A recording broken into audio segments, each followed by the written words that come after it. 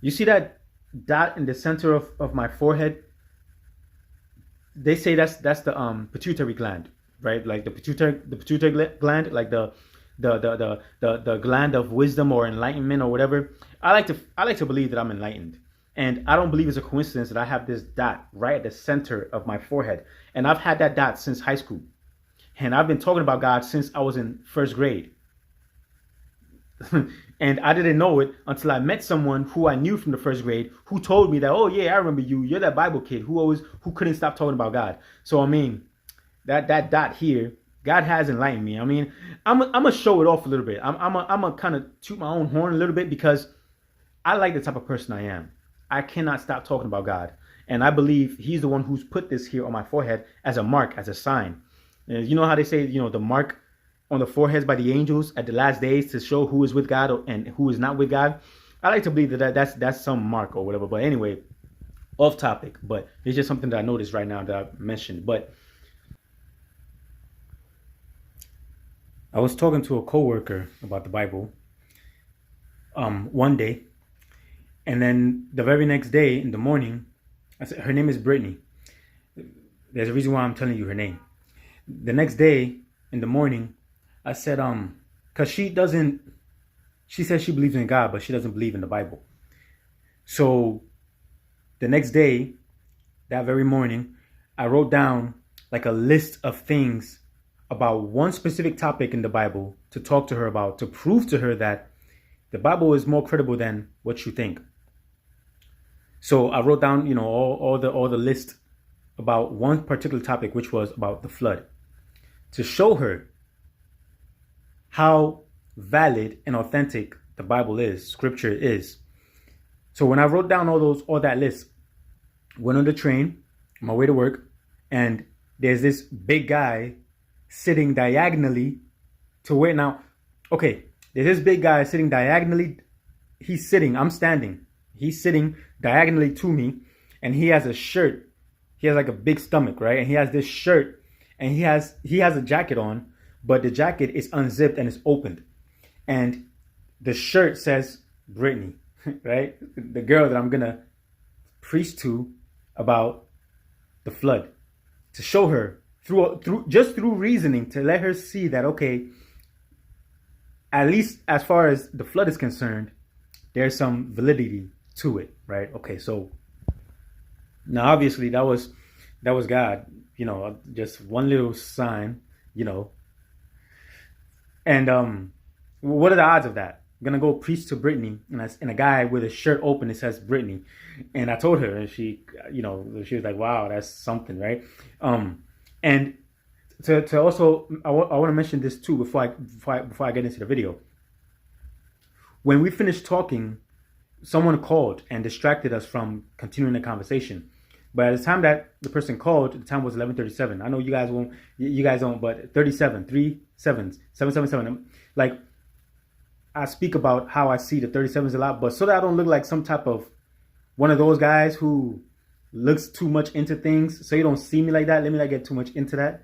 But also, after we finished talking, immediately after we finished talking, song by Coldplay, speaking about how a certain person is their universe. The night before, I prayed to God and told Him that He is my universe.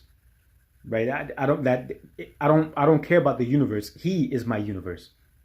And then after that, the next song was let me because I wrote it down, was by James Young, which kept saying, "I will love you for infinity, and I love you for infinity."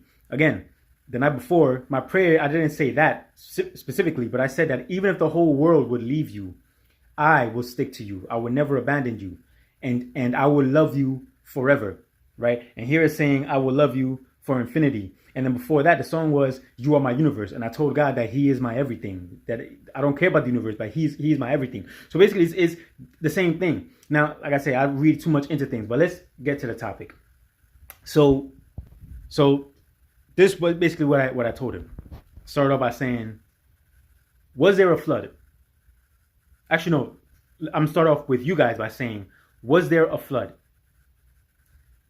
When you go around the world to the highest mountains, Mount Everest, Mount Kilimanjaro, Whatever the highest mountains are in the world, at the top of those mountains, you will find marine fossils. You guys know what marine fossils are? Now, this is obviously what I'm telling you. Go and research it. Okay, but this is everything I'm going to tell you is can't be debated, right? Because for the sake of this video, I'm not going to tell you something that can be debated because you can't tell me the conflicting thoughts, right? You can't argue with me because it's a video. So everything I'm going to tell you is something that can't be debated so that you won't feel some type of way and say, man, if I was there, I would tell you that you're wrong, right? At the top of the highest mountains in the world, there are marine fossils on top of those mountains. And it's not like one or two, no. It's scattered all over. It's filled with marine fossils. What are marine fossils? Creatures that live in the sea, that belong in the sea, but have died. They are on top of the highest mountains all over the world. And we're not talking about marine fossils that are like you find at the seashore. No, we're talking about marine fossils that are found only at the deepest parts of the ocean. That's what you find at the highest mountains of the world. How did they get up there? There is nothing you can tell me. You guys don't believe in magic, right? I mean, you don't believe in God. So you don't believe that miracles can happen. So how did those marine fossils get on top of Mount Kilimanjaro and Mount Everest and the highest mountains all over the world? How? If not because they were at one point above the highest mountains in the world. So obviously at one point in time, the highest mountains in the world were covered with water. So high up that fossils that belong at the bottom of the ocean, at the deepest parts of the ocean, are now found at the highest point of the mountains. So keep that in mind. Point number 2, the Grand Canyon.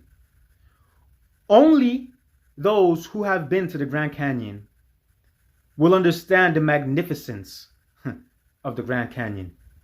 And the Grand Canyon forms because of, let me put it to you this way. Say you're the size of an ant, right? And it's raining like crazy. You're the size of an ant, but humans are still alive. And it's like a thunderstorm, a lot of water, right? So on the ground forms these puddles, right? These puddles to the site of an ant is like a canyon. The Grand Canyon was caused because of a deluge. So how did the Grand Canyon form? And on top of that, there are Grand Canyons all over the world. It's not just Grand Canyon. It's not just the Grand Canyon in America. Okay, there are Grand Canyons all over the world. We just know of the one in America because it's ridiculously like impressive. But there are Grand Canyons all over the world. That's point number 2. Within point number 2, when you go to the Grand Canyon, and this has all been photographed, that's what I'm telling you. Everything I'm telling you is facts, okay? The Grand Canyon has layers. You know when okay, those puddles, if you're the size of an ant, those puddles, as the water subsides and it becomes dry, those canyons form layers, okay? Those layers, those ridges in the Grand Canyon, each of those layers has marine fossils deposited within them. Each of those layers. So those marine fossils that were at one point on top of Mount Kilimanjaro, they are deposited in each layer of rocks. So in the Grand Canyon, the highest layer has marine fossils deposited within it. And the way it formed shows you that it happened at a rapid pace. It was a very violent occasion. So, and those layers, when you go to the other canyons around the world, the measurements of those layers are universal. So this means that the puddle, this huge puddle that was formed by the flood was a universal puddle, and the ridges happened universally. So this means that it was a global flood. It was a global deluge. That's why in all the mountains, you find marine fossils deposited on top of them. So that's point number 2, to prove to you that it was a global, it was a flood. and it was global. Okay, that's point number 2. So just off of these 2 points, obviously there was a global deluge. If you say that's still not proof enough, stop watching this video, please, because I can't reason with you. There was a deluge. The question is, did it happen when humans were alive or not? That's the question. Animals were obviously alive. How do we know? The marine fossils is one evidence. Not just, when I say marine fossils, don't think of like prehistoric things. Think of marine fossils. Whatever exists in the depth of the ocean, you find them at the top of those mountains, right? So fish, okay, crabs, certain types of marine fossils, all of them are, so animals were alive at that time. But then also proof that other animals were alive, when you go to the North Pole, there are mammoths that are not just mammoths, but I'm using mammoth as an example. There are mammoths that you find with fresh green leaves stuck in their teeth. And the way they froze, the way they fossilized was like they were in motion, right? They were in motion. And their mouths are open, so it's more like they are drowning, right? And their mouths are open and there's still fresh leaves stuck in their teeth. So it means when archaeologists deduce basic reasoning, when you deduce, what that means is they were eating, then all of a sudden they're drowning from something dramatic happened where they're drowning while they're eating, and the grasses or the leaves are still stuck in their teeth, and they froze, so they are drowning and they froze in motion. So it was something that happened dramatically, right? And there are multiple creatures that don't belong in the northern hemisphere but are found there. So that means what? They were shifted all over the world, as would happen in a global deluge. So Antarctica, the fossilized remains in Antarctica is another proof of a global deluge, because after the global deluge came the ice age, when everything froze in perpetual motion, or everything froze while they were in motion. So animals were alive during the flood. But how do we know humans were alive? Well, based on the evidence, these 3 evidences of the flood, the conclusion was that the flood was no joke. That's basically what it boils down to. This was something dramatic. And as the Bible says, it said the floodgates of the heavens opened and the watery deeps burst open. So that means it was dramatic. The Bible says, look at the rocks and they will tell you the history of our history. They will tell you our past, what happened in the past. Ice, frozen ice, can also be termed as rocks.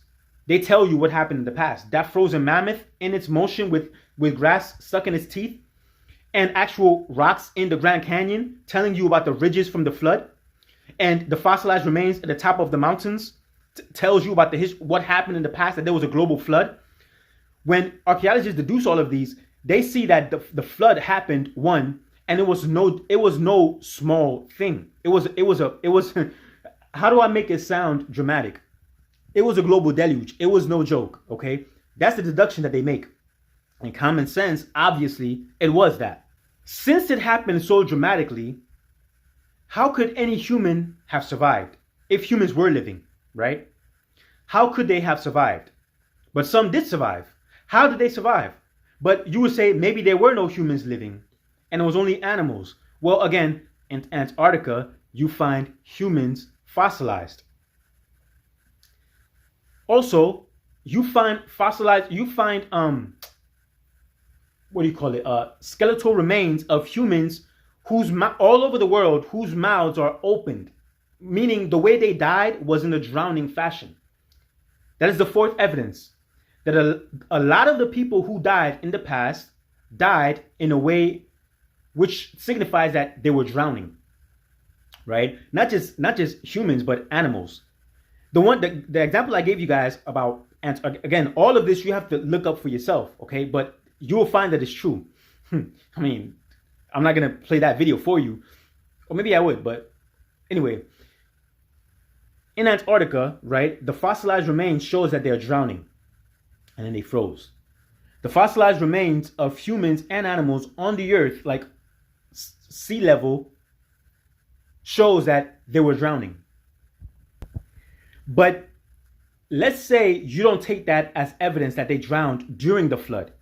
You take that, let's say you take that as evidence that they were drowning after the flood, right? Let's say that. How did humans all over the world come to have a story about a global flood if they were not alive during the global flood? What, were they alive afterwards and then they time traveled to the past to see that there was a flood, and then they came back to the future and said, yo, there was a flood, and then they come with a legend about a flood? You go to China, there's a legend about the flood. You go to the Aztecs and the Mayans and the Incas, there's a legend about a global flood. You go to Turkey, you go to Russia, you go to Hawaii, you go to Australia, there are legends about a global flood. These legends existed before technology. So what?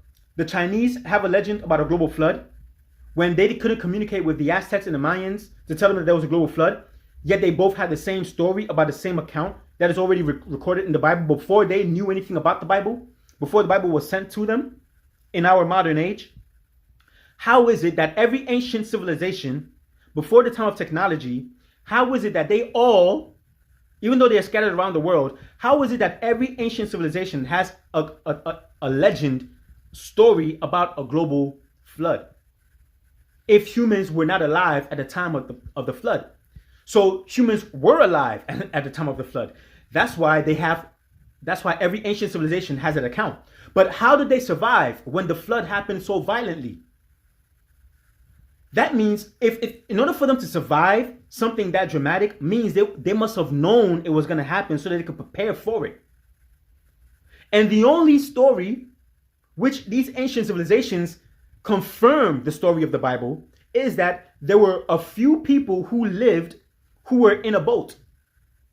In China, they write in pictograms, right?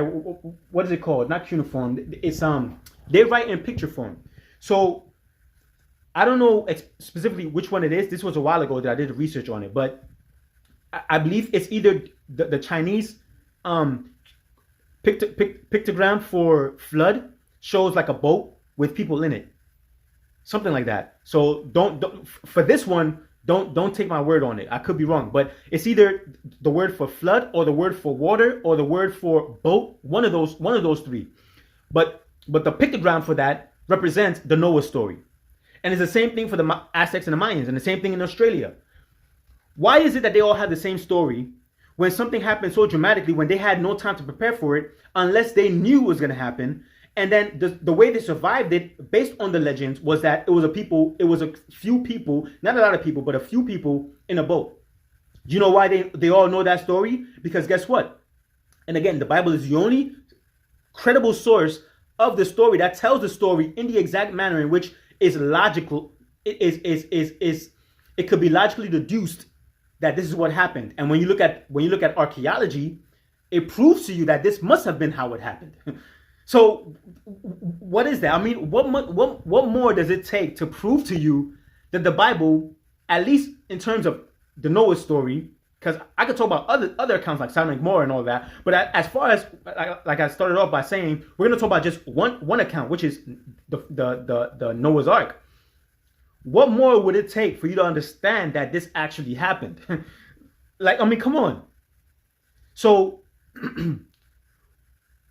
when Noah and his family survived the flood, obviously they're going to tell their children. Their children are going to tell their children. Their children are going to tell their children. Eventually, they're going to add some fake stories to it, embellish it a little bit, make it movie worthy. But the point is, it was a global flood. A few people survived in a boat, and however much you want to fantasize it, go ahead. But the bottom or the common denominator of all those stories is what you find in the Bible. Okay? And so as humanity from the time of Noah, as they spread about in the earth, those stories are going to remain because, hello, nobody else is alive. All of humanity, all of humanity before the flood, you saw the world was blooming with crazy civilizations, and all of a sudden everybody is gone. Only you and your family, immediate family, are the people alive. This story is going to be told for many generations. So in China, the legend is still there. In Australia, the legends are there. The Aztecs, the Mayans, the Incas, the legends are there because it actually happened. They might have embellished it a little bit, but the common denominator of all those stories are what? There was a global deluge, global flood. In case you don't know what deluge means, there was a global flood. A few people survived in a boat, and they repopulated the earth over thousands of years. The fifth evidence that we have, I believe this is 5, right? Point number 5. The fifth point. The story of Atlantis is not just a story. It is not just a legend. In the Atlantic Ocean, in the Pacific Ocean, in the Indian Ocean, in all the oceans of the world, I believe it's about 7 of them, there are civilizations under the ocean. So what that means is, at one point in mankind's history, those oceans were not there. What were there were what you see under those oceans, which is ancient civilizations. And when archaeologists and oceanographers study these civilizations, they see that they were booming and thriving civilizations that all of a sudden just stopped. In the middle of their works, in the middle of their building projects, it just stopped. So the reason why it stopped is the same reason why they're covered in ocean, because of the flood. So what, did they build their civilizations while the water was there? Or common sense, did they build their civilizations before the flood came? So humans were alive at the time of the flood. And it happened so dramatically. The question is of the day is, how did anybody survive? How did any animals survive? And the only credible story we have in any book, apart from these legends of every civilization, I think it stopped a little bit. The only credible source that matches up with these accounts, and that matches up with what the rocks tell us and what the fossilized remains in Antarctica tells us, and that matches up with all these stories from ancient civilizations who did not have technology to call someone halfway around the world and tell them that this is what happened. So if they're all telling the same story, it means that at one point in time they all were related, and as they spread, the stories stuck with them. Come on, people. Does it take a genius to put all these things together? So the flood happened, and it happened when humans were here. And since it happened so dramatically, the question of the day again is, how did any humans and how did any animals survive? And in order for them to have survived, they must have known, there must have been a forecast. Some weather wizard must have had a forecast of what was going to happen, so they prepared for it. Also, the measurements for the Noah's Ark, the measurements of Noah's Ark is the perfect measurement for a boat to survive in a flood, where it would not break apart, it would not degrade, and it will just stay. Because boats are made to travel, right? The measurements of the ark is not the measurements for motion. It's the measurement for just to be there, to not drown, right? But just to stay afloat on top of water. The measurements given to Noah by whoever gave it to him, if you don't want to believe it's God, those measurements are so perfect that people who make boats today follow those exact same measurements. I mean, people, like, what more does it take? Seriously, what more does it take?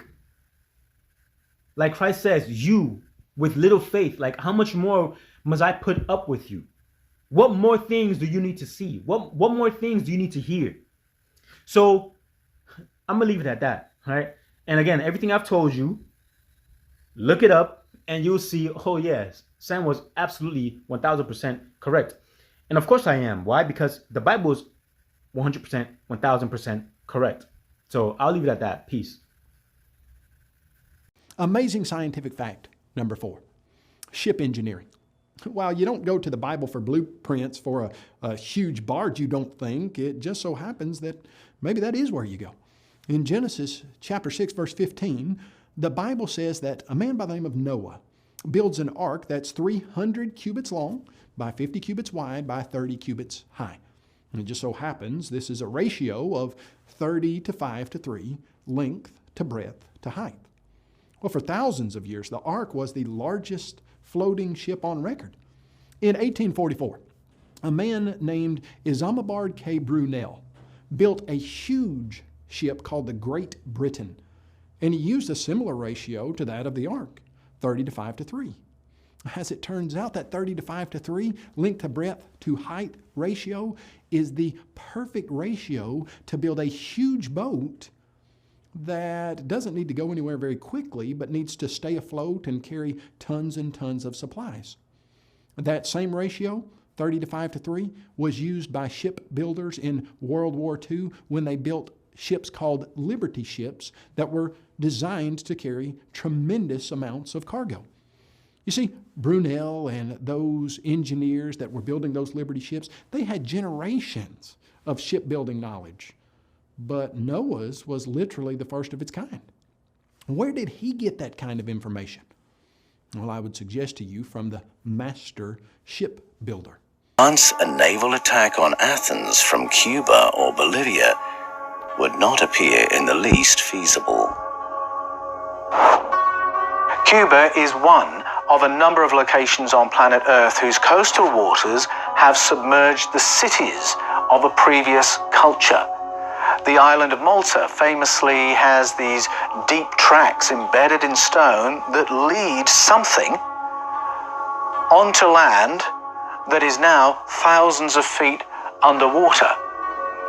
Off the coast of Yonaguni-jima in Japan and in the Gulf of Cambay off the coast of India, under 25 to 36 meters of water, scientists have discovered the remains of streetscapes and cityscapes that would have been above sea level no more recently than 10,000 years ago.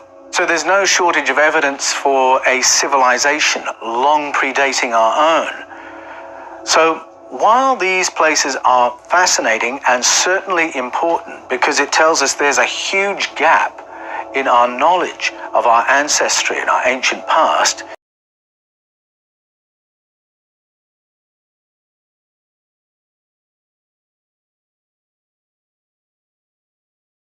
and megalithic structures. Where is the evidence that an advanced civilization ever called this place home? under the coastal waters of Cuba, Malta, the Gulf of Cambay, the remains of the cities are still there. Streets, steps, buildings, temples, all present and visible. The coastal waters of Cuba, Malta, the Gulf of Cambay, the remains of the cities are still there. Streets, steps. Wait, hold up. Steps. Now, I'm just now noticing this. I'm using an app to record this. Like, I'm trying to show y'all just a few things because I know the video is long. Y'all not really gonna watch it. Y'all don't have long attention spans. I'm pretty sure of that. But check out them steps though. You see them humans, and you see them steps. Now, in the past, we know. Well, you guys. Goodness gracious. But if y'all don't know, humans back then were much bigger than they are now. If y'all didn't know that. And on top of that, in those days, the giants lived. And those gigantic bones have been found all over the world. Probably should show you guys a few of those in this video. But those steps are huge.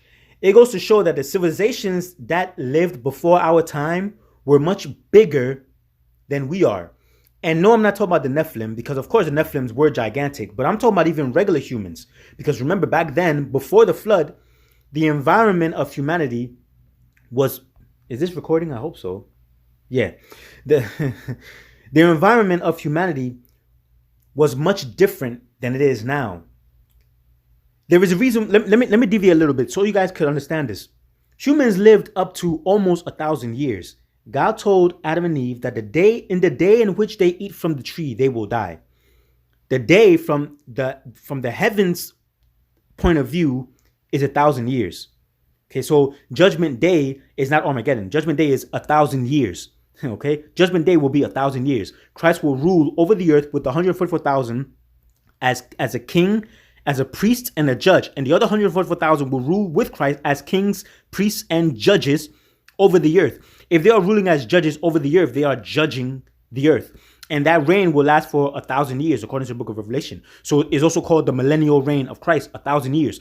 So Judgment Day is 1,000 years. Makes sense, don't it? Yeah, it's not complicated. But Adam and Eve had 1,000 years. That's why Adam lived to 900 and something years. So he didn't die the very day that he ate from the tree. He died within 1,000 years from when he ate from the tree, right? So back then, people lived for a very long time, okay? So if they lived for that long, they were very strong. They also grew to be much bigger than we are today. So a lot of things that are found in these underwater places shows that the people in those times were very technologically advanced and they were very strong. I mean, if you're living up to almost 900 and something years, there are a lot of things you could accomplish. Okay, there's a lot of technological advances that you can make that doesn't necessarily involve cars and electricity. You know, so I'm just telling you guys that now so that you understand why these steps are so, you know, huge. Now, the reason why humanity don't live as long as that and are not as strong as that and are nowhere near as huge as humans were back then. And again, I'm not talking about the Nephilim. The reason why is because after the flood, the environment changed dramatically. So dinosaurs can no longer live in this environment. So when the flood came, God did not command any dinosaurs to enter the ark because he knows that post-flood world will not be conducive for floods. I mean, will not be conducive for dinosaurs. You see, an alligator is a prehistoric creature. Why? Because alligators never stop growing. But the nostrils of the alligator remain the same size. So because the environment, the argon, the nitrogen, the oxygen of this world is not the same as prehistoric times when the waters were covering, were protecting the earth, right? So the environment is completely different. I'm speeding through this, but I know I hope you guys are following along. But the environment was completely different. Okay, so alligators will never reach their full potential in this post-flooded world, right? So dinosaurs cannot live in this post-flood. So the dinosaurs were all extinct at the time of the flood. Dinosaurs lived at the time of the flood. That's why in the rocks, you look at the rocks, they will tell you the history of humans. In the rocks, you have humans drawing dinosaurs. Now, did they dig up bones to find that there were these large creatures that used to live, or did they live with them? That's why they drew them on rocks, because they live with them.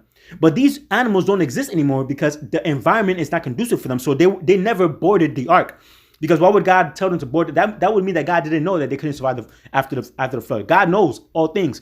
So these creatures, Brontosaurus, Leviathan, T-Rex, all these creatures, God would not command them, two of each kind, to board the ark when he knows that they will not live past, that the post-flood environment will not be conducive for them. So that's why also after the flood, God gave man permission to eat meat. So before the flood, they were strictly vegetarian because God did tell Adam and Eve, your food will be anything that has seed within it. So lettuce has seed. So lettuce is actually a fruit.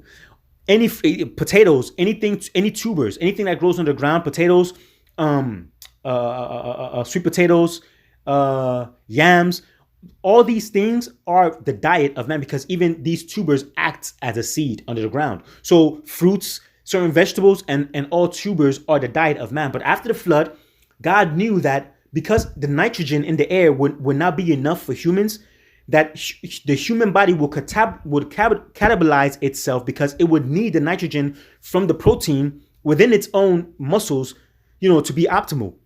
And if that's the case, that's why fruitarians look how they look. They look so bony and unhealthy because you need the nitrogen, and the nitrogen you get from protein, from meat. And the protein from vegan sources is not enough because the nitrogen in the environment is not enough. So God gave Noah permission to eat meat after the flood. The same reason why dinosaurs couldn't survive after the flood. The same reason why alligators don't grow as big as they could, after the flood. The same reason why humans can't be as big and as optimal as they can be after the flood. All of this makes sense. So let me continue the video. I went on a tangent. A lot more I want to say, but I'm gonna keep it short. Buildings, temples, all present and visible even after 10,000 years under the sea. Wouldn't something similar remain, even if flattened and scattered, around the recount structure?